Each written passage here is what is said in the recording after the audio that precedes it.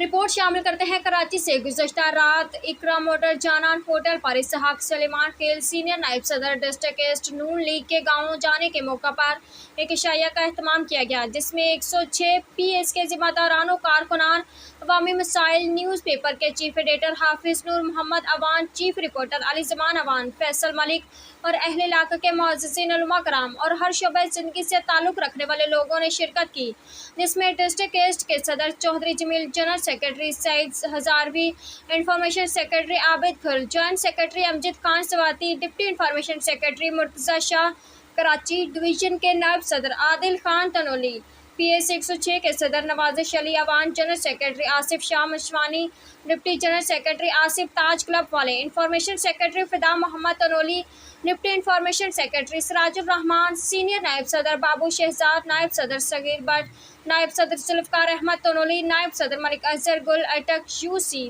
15 पटेल पाड़ा के सदर जमील उर्फ बल्ला, नायब सदर तलहा थाकोटी,